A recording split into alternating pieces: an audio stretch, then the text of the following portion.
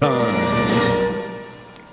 evening. A fireman once said, "Fire is the greatest serial killer of all time. And if a fire has begun in your home, it's too late to be asking, what should I do?" Did you know that it doesn't matter if your home is a one-room bungalow or a luxury apartment? The risk of death in a fire is the same. And firefighters tell us that to survive, you need to understand the force that is a burning building.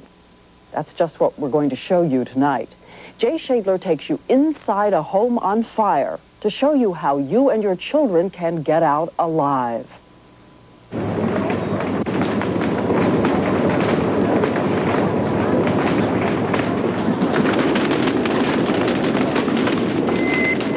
Responding 2210. Every 16 seconds, somewhere in the United States, there is the sound of panic. I don't know, the house is on fire! And firefighters roll out to battle their old enemy. It is a trickster, sometimes wearing flashes of flames, more often a cloak of black poison. 911, do you have an emergency? Oh my God, there's smoke going everywhere! Oh, ma'am, is it a fire? Yes! Okay, get everybody out, okay? Smoke was the killer 2 years ago on Las Olas Boulevard in Fort Lauderdale. A front porch fire sucked clouds of smoke into an upstairs hall, trapping 2 young girls in a back bedroom. Oh, please. Oh, please. Neither their mother's cries nor the heroics of firefighters could save the girls. It was too late for that. 6-year-old Alexandria Eisenberg and her 4-year-old sister Nicole died of smoke inhalation. The blackened outline of their bodies, still clutching their stuffed animals, remains on the bedroom floor. The sad truth is those 2 children should be alive today and playing in this yard.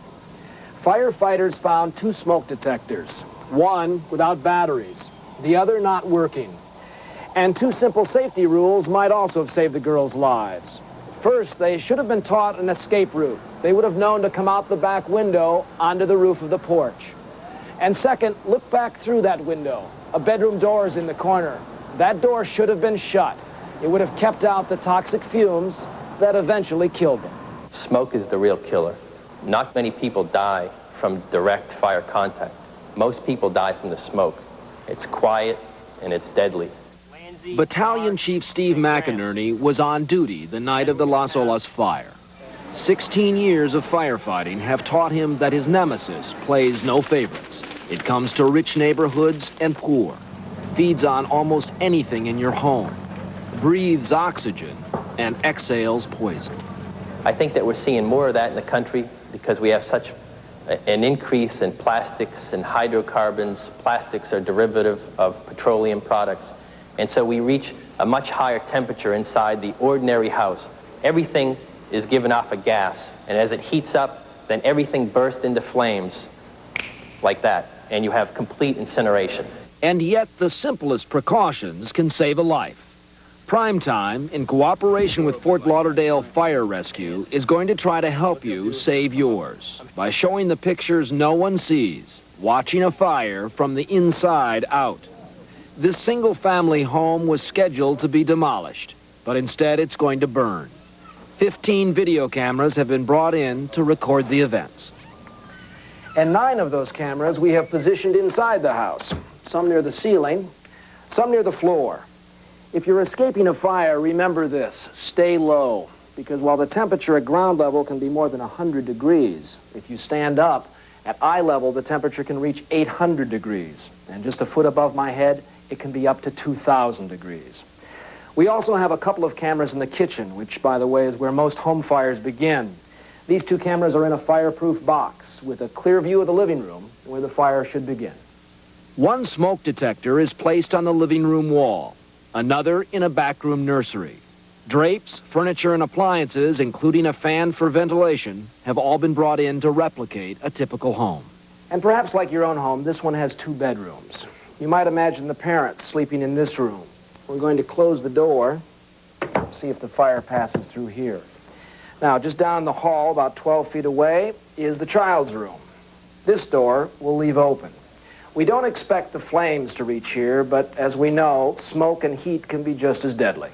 One other thing to be aware of, Chief McInerney's going to be inside. Crews on the Rescue B shift have been brought in to make sure the fire is controlled and neighborhood property protected. And now the trigger for this fire. One of the most common causes, the cigarette, dropped in a bed or a couch or in a waste paper basket. And that is how this fire is going to start. And it begins so slowly, so silently, as if the fire knows to wait until you're asleep. This thing has been smoldering for 15, 20 minutes now. And this smoke is enough here to deaden your senses. I can't believe how much smoke is in there already, and the smoke alarm has not gone off. 30 minutes pass while the ashes continue to smolder. 30 minutes of silence from the smoke detectors. But when the change comes, it comes swiftly. In a matter of seconds, smoldering turns to sparks, and sparks become flames. They reach 4 feet before the smoke detector goes off, even though it's located just 6 feet from the fire. How far away might yours be?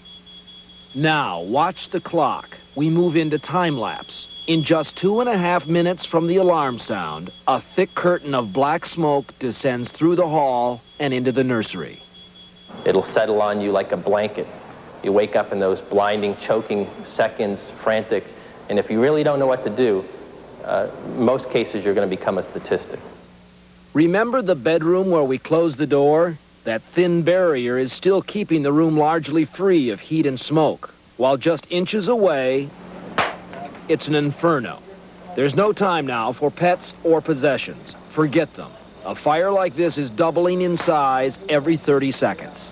10702. We have a house on fire at 1126 Northwest 8th Avenue. The first engines arrive on the scene 4 minutes after the 911 call. That's the average response time for firefighters, but they're already having to play catch-up. Steve McInerney and I will join 3 other firemen in the first team to go inside. Oh boy, it's hot on my back. It's really hot on my back, I can feel that. Oh my God! It's coming right over the top of us. The heat on my back is amazing. But the carpet is on fire. I got this, Steve. I got to. I can feel the heat right through my gloves. It's pitch black in here. I can't see anything. The fire is fought in total darkness. We creep along the edge of a side wall toward the back nursery. Where's the crib?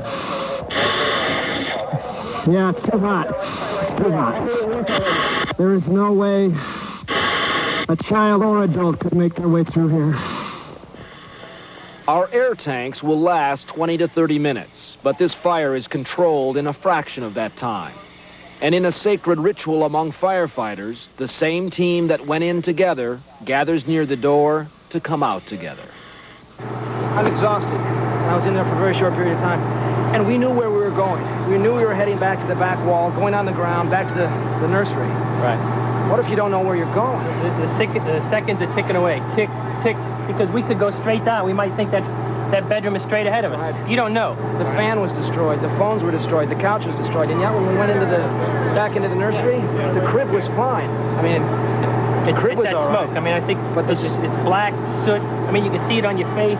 It's permeated your skin, your hair. It's everywhere. And we were just in there for a matter of minutes. I mean, you could see the helmets were so hot to the touch that even when we came out, you couldn't really touch them with a bare hand. Less than an hour later, we return. All right, let's take a look inside here. This is where we crawled, right here.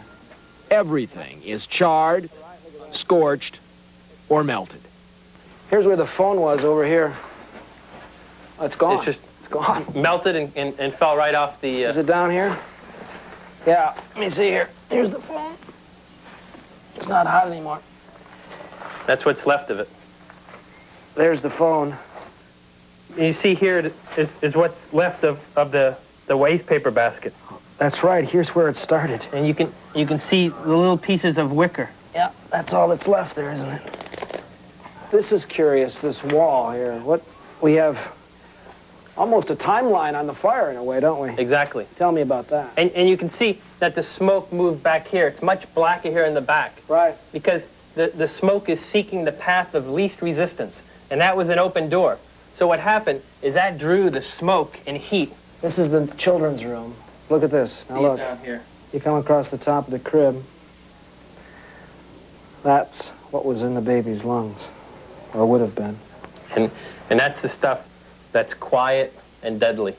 That just comes down on top of you like a blanket. In the end, the lessons of this fire are both simple and powerful. Smoke detectors, buy and use them. When they sound, know that time is already running against you. Stay low and get out fast. Then call 911. Keep your inside doors closed. And before a fire starts, plan your route of escape. Because when the blanket of smoke descends, you can be lost in your own home. And the only light is deadly and coming your way. We want to thank the city of Fort Lauderdale and Fort Lauderdale Fire Rescue for their help with this story. And before you go to bed tonight, check your smoke detector. Firefighters say up to 1/3 of all smoke detectors they find during house fires were not working, usually because they were disconnected or had dead batteries.